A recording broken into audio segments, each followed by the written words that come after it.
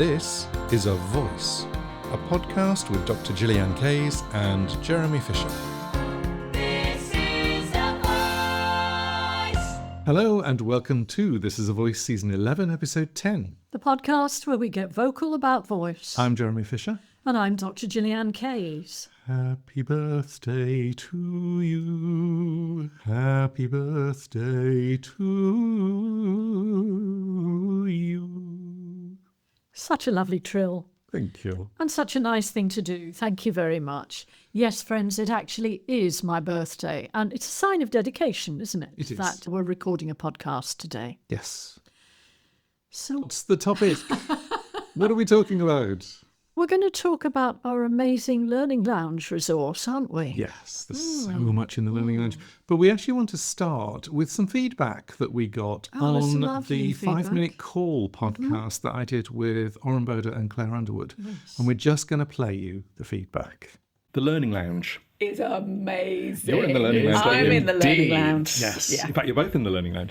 The Learning Lounge has 600 plus resources going back 22 years, which is just, and it was interesting. It's just, we decided just to put our stuff, all of it, out there. I have to say, Brilliant. the Learning Lounge, in particular, is one of the greatest repositories of knowledge for singing and for performance in existence. Thank you. And It is. completely flies in the face of what Oren and I have talked about before, the kind of gatekeeping of information. Yes. Yes. It's just here it is. Here it is. Come Here it get is. it. Yeah. Absolutely. And actually, because Come discuss it. there's absolutely, and there's so much in it. If you want any help going through it, drop us an email. And we still hold to that. Thank you, Claire and Oren. That was such a lovely thing to do, and actually was so unexpected at that moment in the interview as well. The greatest repository. I'm happy. We'll take it. Yeah, but also the other thing that I can't remember exactly what you three were talking about just prior to that, but what Claire's implying is we're not gatekeeping the knowledge. Yeah. There it is, this is how we work. This is how we work with teachers. This is what we have to offer. Come and get it. Yeah. Absolutely. Yeah. And like I said, and we still stick to this, which is the Learning Lounge is so big, there's such a lot of stuff in it that it can be really overwhelming when you first see it. And if there's something that you specifically want to find in there, then drop us an email and we'll show you where it is. If there's a topic that you specifically want to work with, email us and we'll show you where it is. There's no sort of bias, there's no side with it. This is the work that we've done for the last 22 years, and we've put, apart from the books, pretty much everything we've done is up on the Learning Lounge. You can really see our thinking process and our teaching process there. And that's really taking me to why did we do it in the first place? Because really all the time it's about what do singing teachers need? Yes. And nowadays, because there's so much interest in working with singers as in music leadership and singing leadership, which is a whole other way of delivering singing learning, I would say, what do singing teachers and music leaders need? And we're evolving these resources all the time, aren't we? All the Which time. we might talk about in a minute. There's something which I thought was quite Yeah. interesting, which is you and I had slightly different reasons for putting it up. And I know you're very much into educating, sharing, improving knowledge, information for the singing teacher, for the choir leader, for the vocalist, for the vocal coach, for the conductor. Yeah, and there's some stuff for SLTs and SLPs as well, isn't there? There is. Yeah. And I had a very slightly different reason for doing it.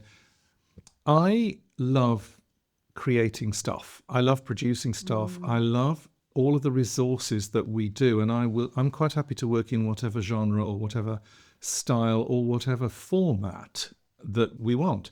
And there came a point where I was thinking we are sitting on an enormous amount of stuff and it's just not getting out there anymore. And so for me, it was, what do we do with this huge body of information and techniques and knowledge?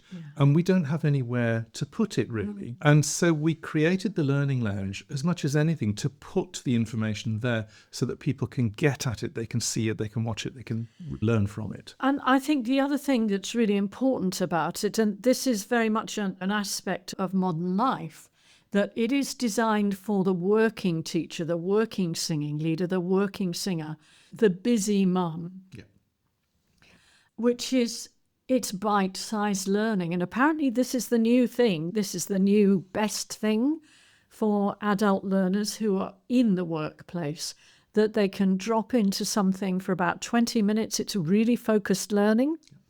They get something applicable, and we're really hot on that because it's not just information, it's applicability Yes. to your situation and always to the music. So you can spend those 20 minutes in there and you go, light bulb moment, I can be doing that in my next class. It doesn't even have to be 20 minutes. Some of the shortest videos are 2 minutes. That's all you need to get the information from that particular thing. I think the longest we do is something like 28 minutes, apart from the live Q&As, which we're going to talk about in a minute. So also everything, I'm very much of the opinion that it should be called, whatever it is, it should be called. It's exactly as it says on the tin. So everything that we do has a title that pretty much says what's in there. So you can literally scan down the titles and go, that's interesting topic. I'll have that So one. we'll have an overall topic, for example, which might be taking technique into song, but that's subdivided into chapters. Yeah. So if all you want to do is look at how to troubleshoot certain aspects of genre, you might want to just pop into that particular genre in that section. Yes. And it'll be there and you can apply it. So There's something else as well, which is because people learn in such different ways, and also they learn from different formats. So we have a whole load of live courses that we recorded. We have a whole load of live webinars that we recorded. We have lesson plans that we've created beforehand that are PDFs. We have databases. We have all sorts of things. It's like if you prefer videos, then we have 400 and something videos on there. If you prefer databases, we have 3 databases on there, which are song. I think there's well over 1,000 songs in those databases. So you have different formats that you can take and go, I'll just scan down this, or I'll just watch this video. and almost everything's transcribed. Is that right? If it's Still working on that one. Okay. But there are captions on Yeah. almost all of the videos, and something that I think we started last year. How many languages can it be translated into 5. with the click of a button? Yeah. Yeah, a lot of this stuff has got language subtitles in as well. Yeah. And I couldn't quite decide which languages to go with in the end. So I'm pretty sure we have Spanish. I'm pretty sure We have Korean. German. We have Korean. I think we have some in Mandarin. So there's a few. Oh, and Hindi. It's Hindi. So we've tried to cover the globe as much as we can. But if you specifically want something in a language and you basically, we're not clear enough in English and you want it in your own language, just let us know and I'll see if I can get that language in for you. Yes. I think I also want to say something, which is, I've already indicated we're giving you tools. We also prompt you to think. We're very hot on this, aren't we? Which is, we get you to think for yourselves, which actually is what everybody does when they're working with their students, I would hope. Because your job is about enabling them to do it rather than telling them. So we don't just tell you. We get you to think. And If you like doing that, if you like working with people who make you think, you're going to love what's in there. Yeah, absolutely. And we expect you to take the information and make it your own. Yeah. Yeah, you can copy us if you want to, but it's actually much more interesting if you take the information and work it through your own set of filters. Now, I want to say something about CPD, Continuing Professional Development Certificates. Yes. A number of the resources carry a certificate, don't they? Yes. I can't remember exactly how many. I think we have over 30 hours of training in the Learning Lounge that is CPD accredited. I think it's probably more than that now. It is more than that. Yeah, Oh, must be. we must be up to 50 by now. Yeah. And I think what's interesting is that each course, we make it very clear in each course or each section, whether it's CPD accredited, and there's usually a form to fill in, and there's questions that you can fill in for yourself, so it makes you think as well. And then we email a certificate to you, so you get a certificate, and that is all included in the Learning Lounge price. Yeah, absolutely. And working in an unregulated profession, these professional development points can be really important, I think. Yeah. I just wanted to say something, Jeremy. I don't know if you remember, but it was a while back, sometime last year, someone who was really enjoying the Learning Lounge, actually. just gave some feedback on the feedback form saying, oh, I didn't have to do a test, but I still got a certificate.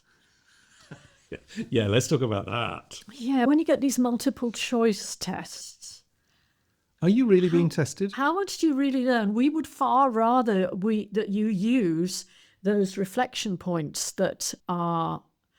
We haven't really talked yeah. about the reflection points. Okay, good. In a lot of the courses that we do, we have reflection points. They're like questions that we ask about a video that you've just watched or a resource that you've just looked at that enable you to look back and think, what is it that I've taken away from this? And those reflection points are incredibly useful for you to embed the information and also for us to know that you have taken it in, that you've learnt something. And so they're incredibly valuable, and we have a lot of them that run all the way through the Learning Lounge. And we think that is a lot more important than checking some boxes in a multiple choice question. Sorry, people. Hey, if you want a multiple choice question, I'll make you a multiple choice question. There's no skin off my nose. ChatGPT does them extremely well.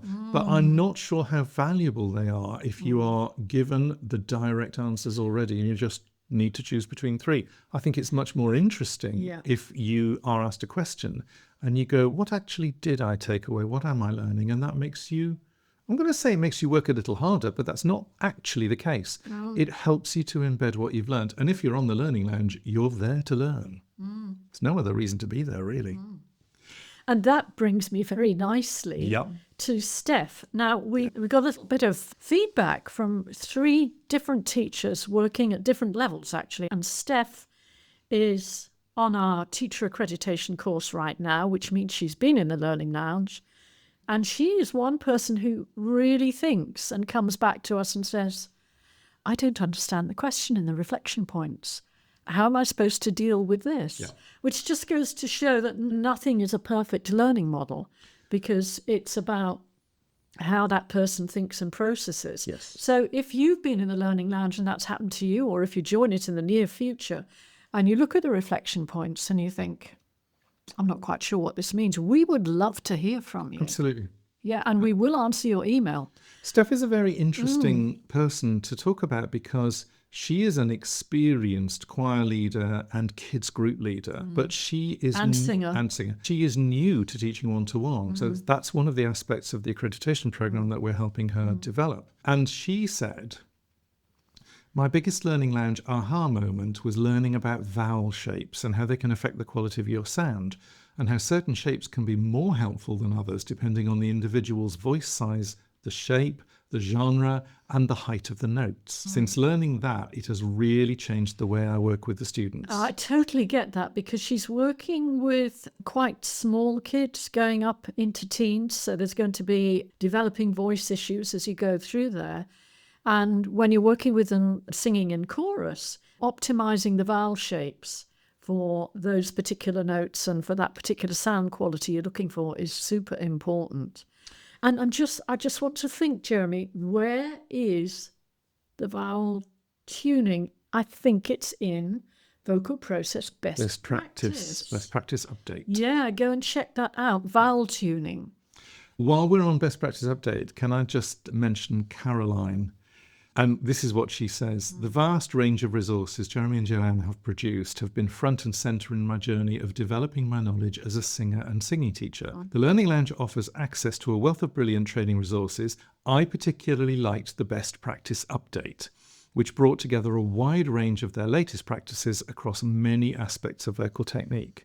And I think there are certain courses that we pick out which we go, we loved doing that course, we loved creating it, and we loved teaching it, and people have had such strong reactions to it. One of my personal favourites is Mastering Musical Theatre, which we did. It was originally a 5-hour training that we recorded live, and we had people in that audience, and we've had people who've watched it since, who know their way around musical theatre. They've been teaching musical theatre for years. They work with musical theatre. They coach people in the West End. And they came on the course. And the way that we break down, not just the information, not just the vocal techniques. And by the way, we do 4 masterclass sections in that course. But we also break down styles and genres and the expectations and audience reactions and performance techniques. There's so much packed into that course. And it's something we've been talking about recently because of the stage, in fact, that our teacher accreditation is on right now, because they're in month 6, and we just asked them to do some modelling of a particular artist. Yes. And to explore it in their voice. And I think one of the things that really came out of that session was that it wasn't just about resonance shape, which was the thing that we wanted them to focus on. It's not about what you're doing with your vocal tract configuration. Of course, that's there. What is the coordination that you're using? But there are so many stylistic and expressive elements that are features of a particular artist or a particular genre or a subgenre that I think if you're a musician already working in that field, you've already absorbed those. But if someone comes in from another field and they can hear things, but they actually don't know how to unpack those differences, those performance elements, the musical elements, the phrasing, etc., etc., I think that's something that between us we are super good at. You don't know this, but I actually did that this morning on a coaching session, and we haven't even talked about this, where I was saying as a singer that this person was actually very skilled as a singer and is doing all sorts of things. And in the lesson, they'd said, "Oh, I gave this musical pattern to my student." And I went, "You do realise that's actually a very complicated musical pattern?" She said, "Oh, no, it's really easy." And I said, "No, it's easy for you because you have a history of doing musical patterns like that. But when you're dealing with a beginner singer, you need to break it down into smaller units so that if you want to build to that musical pattern or that punctuation pattern or that consonant pattern or whatever it is, you can build to it. But for somebody who is not used to being around singers or singing or doing it themselves, sometimes you need to break an exercise down into something that is much smaller and neater and much easier to handle." And it's one of the things that we do in Best Practice Update. We do a whole thing on onsets. In Mastering Musical Theatre, we do a whole thing on style features. So it's breaking stuff down in a way that you can then teach really clearly to somebody what they can't do to get them to be able to do what you want them to do. And Jeremy, that brings me to some of the Q&A topics. Yeah. Because am I right in thinking that we did one where we said what are vocal exercises and what are they for? I think we probably did. Yeah. We have lists here. Now, when did we set up the live Q&As? Because this is actually about digging deeper into how you apply things, how you break things down, and also something that we're really hot on, which is community and sharing and having a safe space So for people to ask. before we go to the list of stuff that we've covered, I want to talk about the live Q&As because I think that they're not necessarily unique, but they are close to, in that the live Q&As are built into the Learning Lounge, and we run a session which lasts about an hour. Anybody in the Learning Lounge is welcome to come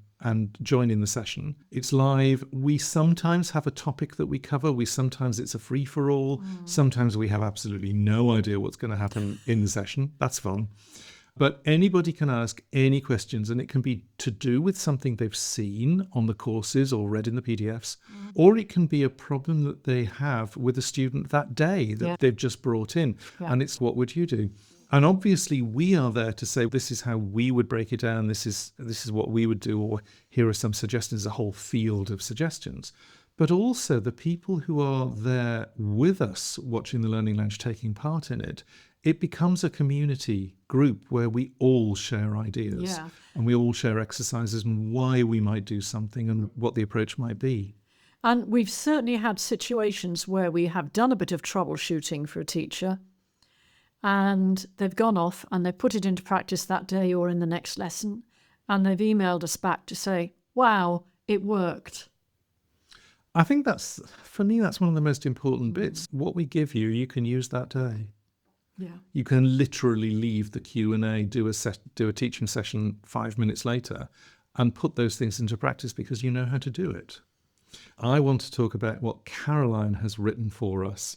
Their live Q&As are fantastic.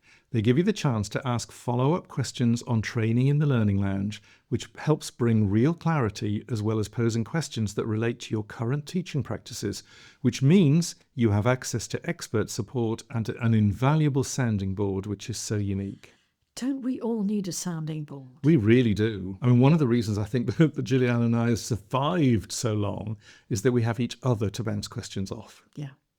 What I want to do is to read out to you. I actually got ChatGPT to do a précis of what we'd done in the Learning Lounge Lives. So going back to December 2023, which was the first one we did, Wow, okay. we focused on semi-occluded vocal tract exercises, SOVT, and their effects on bubble size and frequency, vocal mechanism transitions, M1 to M2, and vocal offsets. Okay, January 2024, detailed explanations of head voice and register mechanisms, particularly distinguishing M1, chest, and M2, falsetto, and concepts around the second passaggio.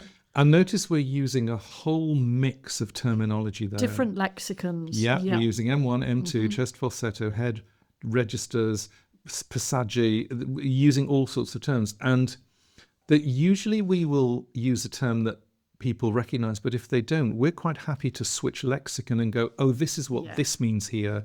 Or we might question somebody if they say, oh, it's this label that I give to it. And I say, do you mean this or this? Because they all come under that label. Let's get more specific. So it doesn't matter to us really which labeling system you use. And since we've talked about register mechanisms, the place to go to understand our approach to that and the terminology that we use is, once again, Best practice update, where we take the group through mechanisms 1 and mechanisms 2 and playing around with them with range. Yeah. If you want to get your head around that, I think you'd find it a really useful resource. Yes. February 2024, discussion on vocal muscle training, Oh, yes, my goodness. specifically the thyroarytenoid muscle, TA, including slow versus fast twitch muscle fibers. Sometimes on these Q&As, we go really deep into the physiology. This was a deep one, and this one came up because one of our registered teachers had heard a report of someone's research, and she came to us and said, how much can we train the vocal fold muscle, the one that we call the thyroarytenoid? So we had to run down several rabbit holes, didn't we? It was We very do our practice beforehand. We really do all the research stuff beforehand. We love that you challenge us. Yes. Okay, so what was the next one? Was that March? Shall I read this one? Yep. We explored vocal range requirements across genres, comfort zones, and that's to do with range, and considerations for vocal longevity. Yeah, that seemed to be a range one. And we had such an interesting conversation about, do different genres require different notes from people? Literal range. Do you need 3 octaves? Do you need 4 octaves? Do you need 1.5 octaves? What do you need in different music genres? And that was lovely for me because, of course, that was one of the topics of my PhD research. Yeah. May 24. Analysis of genre differentiation, style elements, and cross-genre singing techniques. And we are going to be featuring in the BVA At the end of July. conference at the end of July, talking about cross-genre training. Well, the multi-genre singing teacher, Multi-genre I think, singing is teacher. what it's called. So do look out for that, and we're going to be appearing in person in London. We're going to be there. You could touch us Rare appearance. if we let you. Okay. Yeah.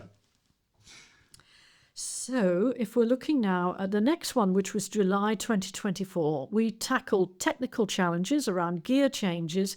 Gear changes are very popular topics, by the way. Vowel modification and consonant transitions within singing contexts. That sounds fairly posh, but it was really fascinating because all of these questions come up from people going, either I don't understand what other people are talking about, what do they mean?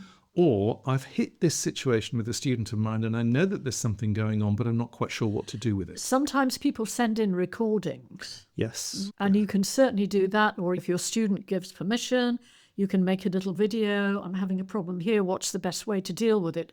And I have a feeling that with that one, that was the case. Yeah. And if we're talking about consonant transitions, as Jeremy said, a bit of a posh word, how do we move from consonant to vowel or vice versa? And after all, singers sing words. So the way that we manage those words is absolutely essential. And we have a fantastic 2-hour training resource, again, chunked up into little chapters, called Practical Phonetics. Which is in the Learning Lounge.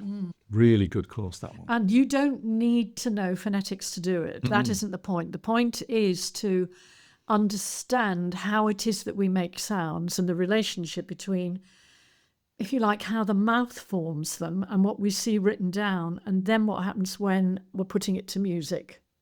I'll tell you something that I think that course does really well, and that's it sharpens your hearing. Right. Because suddenly you start to understand some of the things that you're hearing that are word or vowel related and not tone related. Very interesting. And you can solve so many technical problems with that. Yes, I do a Okay, lot. you go next. September 24, investigated adolescent male voice changes, focusing on transitioning from boy treble to baritone. That was a whole session on male voice change. Really fascinating. And I mean, I think it probably still is the case that the majority of one-to-one singing teachers tend to be female. I don't know why that is. I'm sure it's changing. I hope it's changing. And it's going to be difficult for them to understand. Obviously, there is adolescent voice change in females as well, but it's not as dramatic as it is in males. So it's really important to understand that. It also highlights that as a singing teacher, you will often work with the knowledge that you either have learned or have felt and experienced. And I think the difficulty when women are working with male voice is that they haven't felt the type of change or the dramatic level of change that boys go through between the ages of 9 and 17. And so one of the things that we want to do, because obviously Gillyanne's female and I'm male, and therefore we cover most of the bases, is that we are able to share experiences and knowledge and information on what happens, how it feels, what we can do about it, where we can support people. There's all sorts of things that we can do. October. Okay, interesting about vowels and consonants. So singing of words again, and emphasis on vowel and consonant adjustments, specifically tackling issues with the American hard R colouring in vowels, as in the word hard. Yeah. So much musical theatre and a fair amount of contemporary commercial music is based on American pronunciation of some kind or other, and it gets a bit vague sometimes. But it is really fascinating as English speakers that there are certain adjustments that you need to make in order to sound authentic. Yeah. And the posh word for it is rhoticity. Yeah. By the way, you can see how varied the topics are that we cover month by month. And like I said, most of the time we don't particularly know which topics are going to come up. We normally have an idea of maybe one or two. We do a bit of a guide. And then it's live. So whatever, people will have, oh yes, that connects with this, and then ask a question. November 24, we addressed the physical aspects of vocal exercises, specifically straw phonation techniques and muscle tension. We do a lot of stuff on SOVT and straw phonation. Absolutely. People have a lot of questions about it. They know that it's good, but they don't know always how to adapt it to specific situations. And the first thing that I want to do is to point people towards SOVT 1 and 2, which is, and also the bonus science questions. So there are essentially the equivalent of 3 courses in the Learning Lounge on SOVT particularly, which we co-ran with Oren Boda Of Ravox. of Ravox. Yeah. And Oren is an SOVT expert. So you get the science and the practice. And you see us doing breakout sessions and little mini masterclass things. So that's huge fun. I had such fun doing those breakout sessions. I'm still learning about using SOVT. I think everybody is. I think it's still an ongoing thing. Okay, so when we took a pause in December, which is fair enough, isn't it? It's Christmas. Yeah, and then Give us a break. We got to January and we covered practical aspects of vocal health, including using a nebulizer versus a steamer to hydrate the vocal folds, which was better. And we had some input, lovely input, didn't we? From Carrie Garrett. From Carrie Garrett, speech and language therapist, and we'll talk about the course she did for us in a minute. Yes. And also TA and CT muscle interaction. Thyroarytenoid and cricothyroid. Yeah, okay. There's so much in there. And by the way, Yeah. nebulizer versus steamer comes up a fair amount as a question. So we decided to tackle it head on, and we did a major, I think it was 20 minutes on that topic. There was so much that we found in the research that we could go into. So if you like discussions about what's the research out there, what's the general level of knowledge, then that one, the January 25 one, was absolutely great, will be really good for you. I just want to go back to the idea of vocal health and voice problems, Yep. because Carrie Garrett again did a 2-hour pop-up for us called, I think it was a Singer Has a Voice Problem. And Carrie Garrett is a specialist speech and language therapist specialised in voice, and she's also a singer Well, and a singing teacher. and singing teacher What makes Carrie so and a voice interesting? rehab coach. Yep. So what makes Carrie so interesting in this field is that she has a lot of angles that she's come from and an enormous amount of experience in different fields. So she can bring a lot of knowledge and a lot of information into the whole vocal health conversation. So if you want to understand more about what it means to have a voice problem and what our role is as singing teachers, because it's almost impossible to work for several years as a singing teacher or a choir leader, I would say, without coming across someone who's having some kind of a problem. And we do need to know where the boundaries are between our profession and the medical profession, and ways that we can help our singers to navigate those tricky times. And I think that the course was particularly good for that. Plus, there was a bonus aspect, which is that there was endoscopic footage Yes. of Carrie using SOVT and different straw widths. Oh, that was so interesting. So you're seeing somebody comparing straws with a camera from the inside. Yeah, And that is absolutely fascinating. really worth a watch. And then April 25, we focused on head and neck alignment issues, Feldenkrais-inspired techniques and vocal tension. So this is very much about the physicality of singing and setting yourself up to be able to sing, to be able to do what you do. Yeah, I think it is a very common topic, which is, what do I do if my singer's like this? Does it matter if the shoulders are up there? Oh, they seem to have a sway back. What's my job here? What's my role? So talking about the singing body, if you like, and again, understanding what it is that we can and can't do. For me, it's mostly about aiming to raise awareness. I think we used to be in, oh, this person isn't standing properly, therefore they can't sing. Well, hello, you can sing in an awful lot of positions. You don't have to be standing in a particular way. Yep. The moment you Yeah. start singing on stage, you are in all sorts of positions because that's what your character is doing. And I think what I did, by the looks of it, that we had some questions about this, and I went to my own Feldenkrais teacher, because I've been doing Feldenkrais for about 6 years. And I said, look, because she used to work in theatre, I said, my singing teachers are talking about this. What do you think are some good ways into raising awareness? You know what, Jeremy? I'd really like to mention the feedback that Martine gave us. Now, Martine is one of our registered teachers. She's been a registered teacher with us for a while.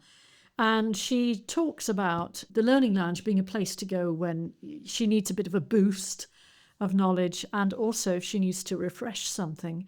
But key things as well, community and intelligence. Thank you for that, Martine. It's really important. The high-quality resources and insightful mentoring are the cornerstones of the many ways the Learning Lounge elevates my teaching, especially the regular Q&A, which are always great fun and keep us connected. And I have to say, Martine, you always give us some really challenging and insightful questions. Absolutely. Fantastic. If you want to find out more about the live Q&As, if you want to find out more about the Learning Lounge, and you're not on our database already, go to vocalprocess.com. Hello, English. vocalprocess.co.uk and sign up for our newsletter, which means we will then be able to give you all of the information about what happens next, and we can tell you all about the Learning Lounge. And if you want to sign up, we will put the link to sign up in the show notes. And Jeremy, it is totally okay for people to email me when you receive your hello and welcome to the Learning Lounge email. Email me and say, I'm looking for resources that cover this. Yes. Can you point me towards them? Yes. No, there's something important we've left out. What have we left out? New stuff in the Learning Lounge. New stuff. Because this is really important. We're evolving, and our profession is evolving. And our most recent course in the Learning Lounge was about creating a safe space by applying polyvagal theory Yes. with one of our own teachers, Franka van Essen. And this was a very popular course and a lovely course. Yeah. This is the thing, is that we are still adding to the Learning Lounge. So I said in the 5-minute call interview that we had 600 items in the Learning Lounge. It's a lot closer to 700 now. We're still adding stuff. We still think that because of developments, because of people's interest, because topics come up and we go, actually, that's really interesting. So let's create something about it, or let's run a course and put a copy of it in the Learning Lounge. So there are all sorts of things. We haven't even mentioned everything that's in there, but there are all sorts of things in there that we're still adding to. Yeah. I'm just going to go back to the lovely course, Creating a Safe Space. There's a lot of talk these days about polyvagal theory, which is great. But actually, it's about understanding what it is at the appropriate level for us as voice people and what we can do about it. And similarly with topics like anxiety, self-regulation, people being unregulated, and again, also understanding our boundaries as trainers. And I particularly loved one of the core aspects of Franka's course, which is if you're going to be dealing with students and you want to help them with their self-regulation, you got to deal with your own first. Oh, yes. So like part of the course is, and who are you exactly? Yeah, and what's going on with you? Yeah. Yeah, because actually we need to care for ourselves too. The work that we do, it's an energy exchange and it's a very demanding job. It is. Okay, We're done. I'm done. We're done. Good. Can I get on with my birthday now? Absolutely. So ask us anything about the Learning Lounge, drop us an email, info@vocalprocess.co.uk, send us a message, however you want to, send us a carrier pigeon, however you want to get to us. Let us know and we'll answer your questions. See you soon. Bye. Bye.